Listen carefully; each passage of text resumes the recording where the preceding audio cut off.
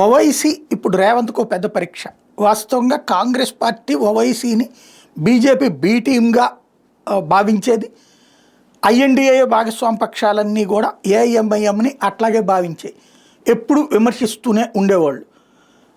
అయితే ఎందుకది అంటే ఓవైసీ ఎక్కడ పోటీ చేసినా ముస్లిం ఓట్లు కొంత చీలుస్తాడు. తద్వారా ముస్లిం ఓట్లను పోలరైజ్ చేసి విజయం సాధించాలనుకున్నటువంటి ఐఎన్డీఏ కూటమికి అది దెబ్బ అవుతా వచ్చింది.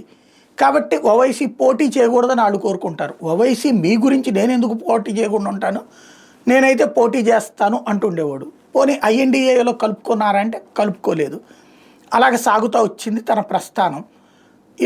ఇప్పుడు కాంగ్రెస్ అధికారంలోకి వచ్చాక రేవంత్కి తెలంగాణ ఆస్పెక్ట్లో చూస్తే ఓవైసీ అవసరం ఎక్కువ.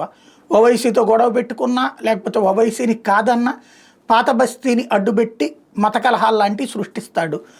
అదే ఆ బ్లాక్మెయిలే ప్రతి ముఖ్యమంత్రి కూడా అతనికి సరెండర్ అవుతున్నటువంటి పరిస్థితి. దాన్ని బేస్ చేసుకుని రేవంత్ కూడా సరెండర్ అయ్యాడు. వాళ్ళకి కావాల్సిన పని చేసి పెడుతున్నాడు. ఈవెన్ మొత్తం హైడ్రాతో రచ్చ చేస్తున్నాడు.